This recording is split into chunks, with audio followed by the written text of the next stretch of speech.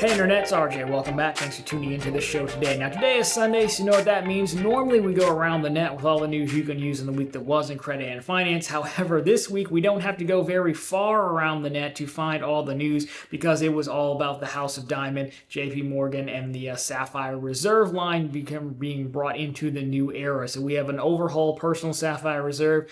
We have a new first ever business Sapphire Reserve. We have changes to how redemptions work across the lineup. Of course, we have some articles as to how and why, what it could all mean.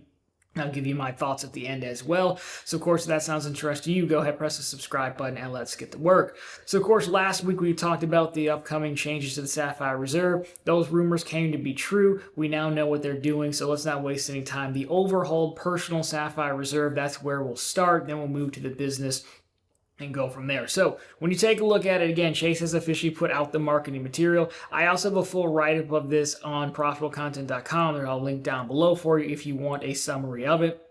But here we go. The new benefits go live on June 23rd. If you're watching this live, that would be Monday, which should be tomorrow. The annual fee is $795.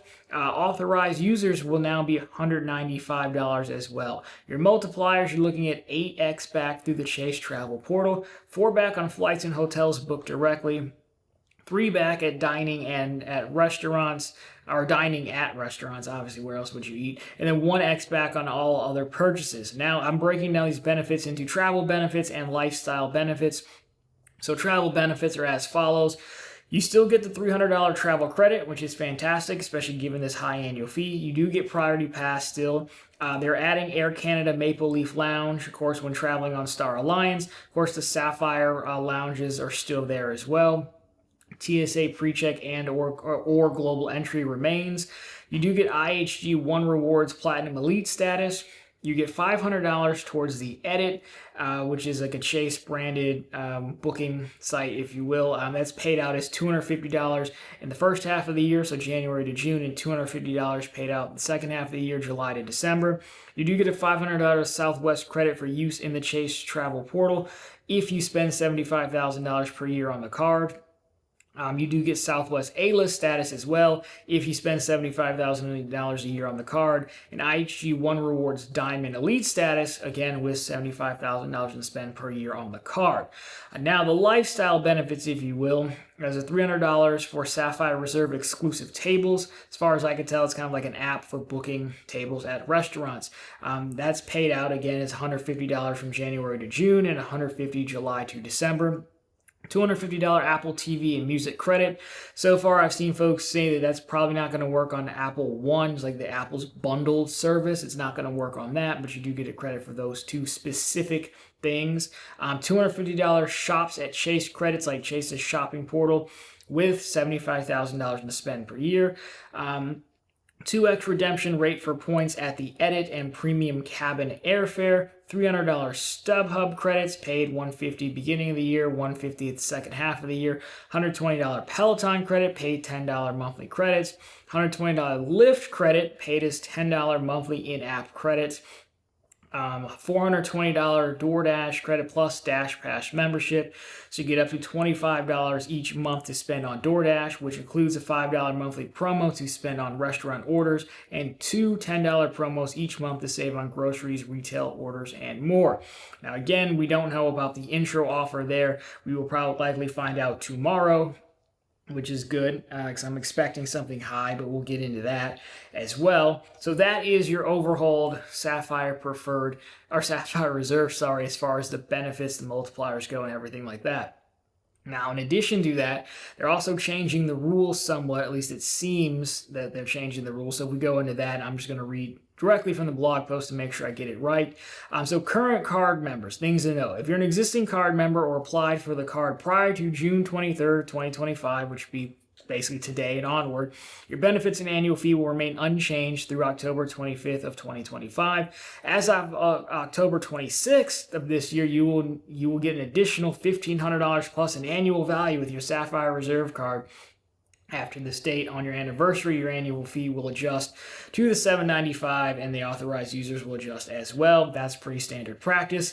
January through October 26th of 2027, for points earned prior to October 26th, 2025, you will automatically get the best offer available, whether it's points boost or 1.5x on the Chase Travel portal, maximizing the value of rewards for the next 2 years. More on that in a second. And then the last one is the 48-month rule. It used to be 48 months or 4 years in between Sapphire offers, between the preferred and the reserve.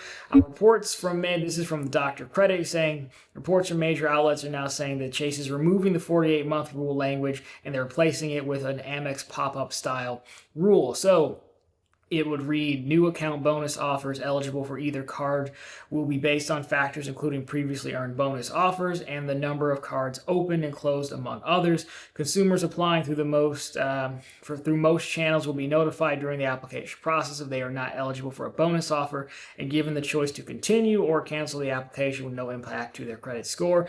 And oddly enough, you can now hold both the Sapphire Reserve and the Sapphire Preferred. Historically, it was one Sapphire card a person. So the only other thing to really note there is that with the language about the points earned through October of 2027, is that, as you can see, the Chase, the trifecta, the thing that brought the trifecta together, the 1.5x booking through the travel portal. If you moved all your points to the Sapphire Reserve and booked travel through that, you would get a 1.5x as opposed to just 1x redemption. That is no more. However, they are going to, I guess, kind of carry that through for the next 2 years. We don't yet know that. I don't read this as you're going to have the option, maybe. I think they're going to retain the option in the background and see what would price it better for 2 years. And then after that, in 2027, the end of 2027, it's officially dead. We'll have to get in there and see how it works. I don't know. I don't read this as there's going to be the option to do it. They're just going to say, hey, we're going to guarantee you the best redemption. Don't know. So there you go. That was a lot. That is your new Sapphire Reserve. Now, I have a lot of thoughts on the rules as well, but we're going to come to that after we talk about the business card next, because it was an action-packed week. For the first time ever, we do have a Sapphire Reserve business card, which is somewhat interesting because the business side has always been the ink line and Sapphire's been personal. So again, put this on screen. It's also on profitablecontent.com for you. So again, the annual fee, $7.95, multipliers, 8 back on Chase Travel, 4 back on flights and hotels booked directly, 3 back on advertising purchases made with social media sites and search engines, 1 back on everything else. Benefits, access to the Sapphire lounges and Priority Pass lounges. I didn't see the Air Canada one here, Maple Leaf, but I'm sure it's in there. $300 travel credit annually, $500 to the edit, works the same way. This one they didn't note minimum because this one came from View from the Wing. It's a minimum 2-night stay. A $400 ZipRecruiter credit, basically $200 in the beginning of the year, $200 at the end of the year. $200 Google Workspace credit annually. $100 giftcards.com credit, which is interesting. $50 beginning of the year, $50 second half of the year. $300 DoorDash promos and complimentary Dash Pass membership, basically works the same, $25 a month. $120 Lyft in-app credits, $10 per month. Global entry, TSA PreCheck or Nexus credit, IHG Platinum status, and then if you spend $120K a year on the card, you get bumped to Diamond status, you get A-List from Southwest, you get the same $500 Southwest credit to use through the portal, and you get $500 at shops with Chase as well. So pretty similar, which is about what we expected. You know, some of the credit, the credits are obviously a little bit more business focused. Selfishly, I do use Google Workspaces, honestly. So that's if you get like a Google sold their domain business, but they used to host like profitable content was hosted through Google domain, or it was managed through Google domains. They sold it to Squarespace, but Google Workspace essentially is like how you get, really small businesses, where you could set up your admin behind the scenes. If I want, RJ at profitablecontent.com and manage those accounts with your own Google Drive, Google Docs account, things like that. That's how you get it. So I have one for me and I have one for the website. So, I could actually use that credit and the $300 travel credit. The rest of them, not so much. So those are your business card. That's your business card as well. Now, keeping out, we have a lot to go through here. This is from upgraded points because originally all the fuss has been about the new cards and the 1.5x going away. Well, it looks like that's going away across the boards, where the Sapphire Preferred gets 1.25 and the Preferred gets 1.25 as well. And the smaller tier, the Trifecta, well, that is also gone. Again, from View from the Wing, I'm just going to make sure I get it correct. This is from Upgraded Points, sorry. Make sure I get it correctly. So Chase's new points boost feature. So again, what they said, as we just said, Sapphire Reserve used to get 1.5, Sapphire Preferred, Ink Preferred 1.25. So that's gone. So starting Monday, again, Chase will roll out its new points boost feature in which some cardholders redeem Ultimate Reward points at a rate of up to 2x on rotating offers through Chase Travel. So it could be up to 2 cents per point for premium airline tickets or hotels with Chase Sapphire Reserve card for the new Sapphire Reserve Business, up to 1.75 for the Sapphire Preferred and the Business Preferred, and up to 1.5 for participating airlines with the Sapphire Preferred and or the Ink Preferred as well. So there's more detail into how it goes. I'll link it down below. I mean, I don't think we'll really know how it works until we actually get in there and people start messing around with it and see. But basically, instead of just getting 1.5x on everything, they're saying, hey, we're still going to do it.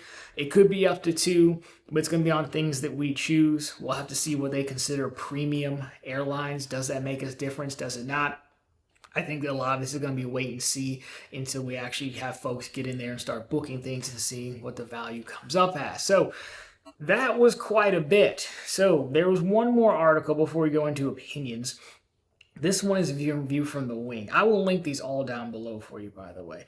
The card details are over at profitfulcontent.com. Start with mine, if you would, please. But this is from June 18th from View from the Wing. So this is as to like why these changes, right? Why this drastic of a change? So it's titled Chase Lost Billions on Sapphire Reserve. Here's the strategy behind its relaunch. I'm just going to pull from the bullet points here. So what they're basically going off is that, for the first 5 years of the card, cumulatively Chase lost around $2 billion on the product, which I guess probably tracks. I mean, Diamond had the famous quote when the Sapphire Reserve first came out in 2016, like, oh my gosh, we ran out of the little flimsy metal things it's printed on. I wish I could lose more money on the card for customer acquisition, a loss leader, if you will, right? Goes on to say, again, bullet points, the problems as View from the Wing understands it is people use the card far more for travel and dining, which used to earn 3x, than for unbonus spend, what I would call uncategorized spend. 1x back on everything else, which would make sense because if minimum you would use the Freedom Unlimited, which is 1.5, or the Ink Unlimited, which is also 1.5, at minimum you wouldn't put it on the Sapphire Reserve, and the whole thing was set up so that you got multiple of their cards. So makes perfect sense. They can make money at 1x and 2x since not everyone redeems points at 1.5x through the travel portal or transfers them to Hyatt, but not at 3x. So 3x was a bit too much. Card members skewed high income and they tend to pay off their bills every month. So Sapphire Reserve underperformed on revolving line of credit, like making interest, things like that. People just paying it off. Easy enough. So Chase was awarding too many points for the spend running through the card. Those points were too expensive to redeem, and there wasn't enough revenue to offset this, let alone make back the marketing expenses, like those initial bonuses that we talked about. So again, pretty good write-up from View from the Ring. I would agree from that. The whole thing was set up to get you to the trifecta. So, okay, thought time. Well, I mean, we knew it was going to be high for sure, and it does track with what View from the Wing is saying, and they've almost broken off the Sapphire Reserve into 2 tiers. There's like the regular folks tier, then if you want they would say premium benefits, and it's going to take $75,000 in spend to get to those. Whether they're good or not is kind of up to you. I mean, at some point we've been through this before, right? Either you like and can deal with the coupons, or you can't stand them like me. The problem I have with all these isn't necessarily the coupons, it's always the same thing. I don't like that they're monthly use it or lose it. But again, if you're the vendor, of course, you're not going to let these things accumulate because you're just going to get someone to use it once or twice and be done with it. DoorDash tried that when the Sapphire Reserve refreshed to 550 last time, and you don't really get new customers. You don't get to touch the customer, interact with the customer every single month. So they're never going to do that, so we could probably just stop arguing about it now. The greater thing to me is less interesting than the credits that they chose. It's more so that they're getting rid of a whole fan base, a whole user group. And normally you'd say these changes are targeted at people like us. We're a small niche corner of the internet, but we're an expensive corner of the internet. And when you see people like American Express make changes, it's usually seem like it's targeted at us.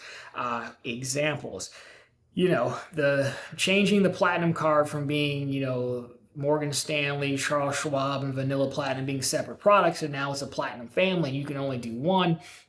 That's really targeted us. Most people would never think to have multiple platinum cards. I wouldn't think. Pop-up jail was targeted at us as well.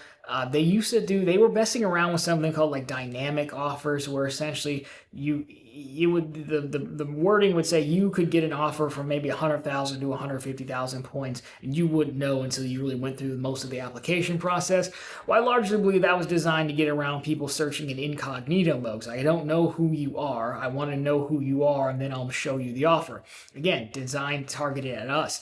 This seems like it's targeted. Well, this is 100%. They said it in the View from the Wing article. It's targeted at the regular person who is using the Chase travel portal, which is what Chase has spent so long telling everyone to do and selling them for almost a decade on using the portal. Again, not everyone uses it, no, but a lot of people did as the benefit of having Chase cards. They were never really amazing cards. Freedom Flex is still pretty good on its own, but it was that you could easily earn ultimate reward points, and you got so much extra going through the portal. They're totally getting away from that, and you really don't see changes too much that are aimed at the everyday user. And I know on YouTube we like to think we're geniuses because we came up with the trifecta, but Chase always set it up that way, and they've always known. Why else would they say, hey, we're not going to put the Ink Premier in here, because they were like, that's too much earnings. So that to me is the most interesting development here, that these rules seem to be focused at the every person. They're saying, hey, you can stay, you can pay the annual fee, or you're going to have to spend more. The thing that's missing, especially on the personal card, I don't know that IHG and Southwest are really big enough movers to want people to spend 75 grand. I mean, Southwest is just having a moment right now, and they're trying to, just make up for all the money maybe they've conceded to the larger airlines, trying to give the perception of being a friendlier airline. I guess if you fly out through a Southwest hub, shout out St. Louis, but it would have been, I think they would have had United on here, or Marriott, or Hyatt, of course. This would have made people very happy, but Hyatt has no interest in this. United doesn't really have a need because, they sell their own high-end cards already, and you'd instantly create overcrowding in United lounges. So to me, those quick changes probably would have made the most sense. Like if you had a United Club on here, I think this just makes a lot of people more happy. I've talked to a lot of folks in the comments and saying, hey, I'm going to cancel the card. Well, good, because that lets me know, good from Chase's perspective, because that lets me know these changes were actually the right thing for Chase to do. Because again, they're saying, hey, we can't make money, so either you're going to stay and pay, stay and spend, or you can go away. So, I think these changes make a lot of sense for Chase. Do I love it? No, but these things really aren't for me. I'm left looking at it and I'm like, well, what am I really getting through going through using these credits and everything? Not a lot. But again, I don't do any of these things. I don't buy tickets. I don't use Peloton. So, it's just not really targeted at me. So it's hard for me to say that. Now, the business card, I don't think it's as bad. But again, selfishly though, the travel credit good and the Google Workspace credit good for me. The other ones, giftcards.com, I assume you could find something that works. So you're talking about $500-600 of the $800 right there. So honestly, if I was going to get one, it'd probably be the business card. And you'd have to mess around to see what you could do with the edit. But I imagine the giftcards.com thing is face value. I'd imagine the travel credit is face value. And for me, Google Workspace would be face value. I don't know that a lot of you are using Google Workspace. But again, cards still intended for real businesses, not just for, you and me. So there's that. Now, the thing I'm most excited about, which sounds weird, is that they're changing rules. Because they just had the 100,000 Sapphire preferred offer, and you would think, oh darn, I missed out, because it's going to come with a high offer. I'm going to guess like 150,000 ultimate reward points for like 5,000 in spend, maybe 7,000 spent on the business card, or they could go 15. Like the Ink, probably 15, because the Ink preferred got dropped down a little bit. So, anyways, you could technically potentially be able to get both pick this one up right away. I think what'll happen if they're removing 524, potentially, we'll have to see if they mean how they really enforce that. Early on, there's going to be a lot of us who are going to be able to get in before Chase hones in their defenses, really, and cracks down it. I will put in my information for both cards. I will probably start with whichever one is higher. So if the business one is higher, I'll do that one. If the personal one's higher, I'll do that one. I don't know that you could get both of them, but there's now a chance, and that's fine because, again, it's still going to be quite a bit of money, and you can still offset some of it in year number one. So I do think that's really good. Why you'd want to hold both cards, I don't know, unless we start looking at the future, which is I do think the Sapphire Preferred will go through a refresh as well. I was wrong. I figured last week I guessed, hey, well, what if they move the points redemption boost down to the Preferred? It made that 1.5x. That is not the case. So I could see them bumping the Sapphire Preferred up closer to next year when all these people who just signed up for the 100K offer come up for renewal.